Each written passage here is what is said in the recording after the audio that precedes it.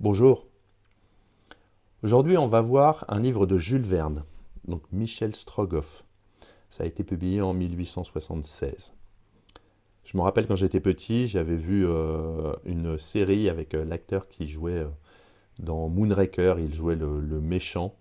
Et malgré le fait que ça a été certainement une série à petit budget, c'était drôlement bien. Donc je vous la conseille, vous pouvez certainement la trouver sur Internet.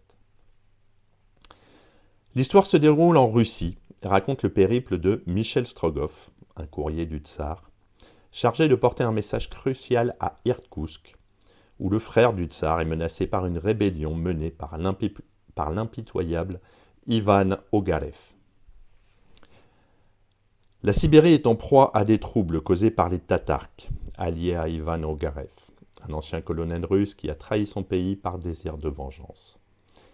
Le tsar confie à Michel Strogoff la mission de traverser la Russie pour atteindre Irkoutsk et prévenir le grand-duc du complot d'Ivan Ogarev. Strogoff doit parcourir des milliers de kilomètres, bravant les conditions climatiques extrêmes, les fleuves dangereux et les ennemis qu'il va trouver en chemin. Déguisé en marchand pour préserver son identité, Michel Strogoff commence son périple. En route, il rencontre deux journalistes étrangers, Harry Blount et Alcide Jolivet, qui rapportent des événements de la guerre, ainsi que Nadia, une jeune femme courageuse qui cherche à rejoindre son père exilé en Sibérie.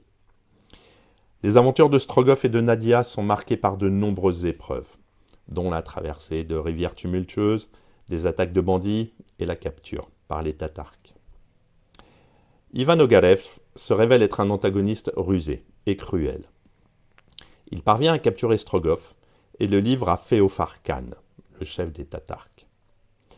Lors d'une scène que je me rappelle était mémorable, elle m'a traumatisé à l'époque, Strogoff est torturé et aveuglé au fer rouge, mais il parvient à conserver sa détermination et son courage.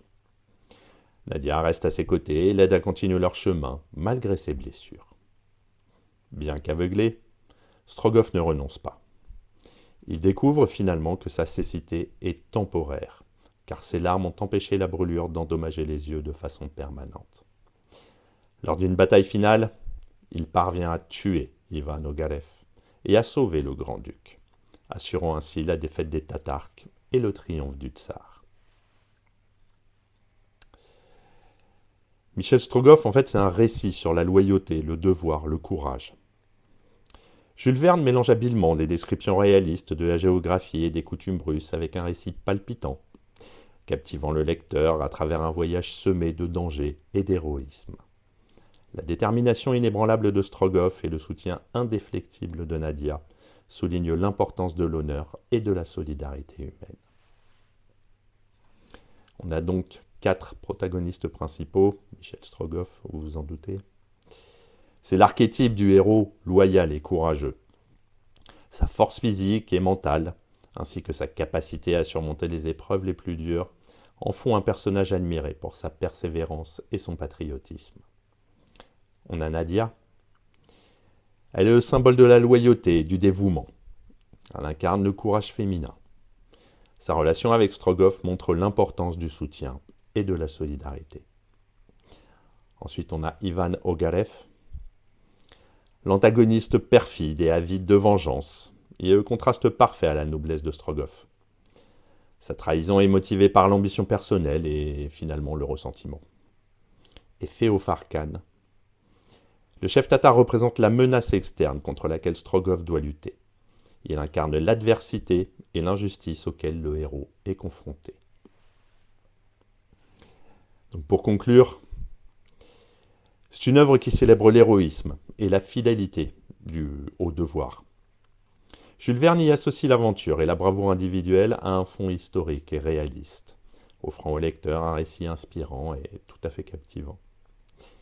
L'histoire de Michel Strogoff illustre que, même dans les circonstances les plus terribles, la volonté et la détermination peuvent triompher des obstacles les plus insurmontables. À bientôt.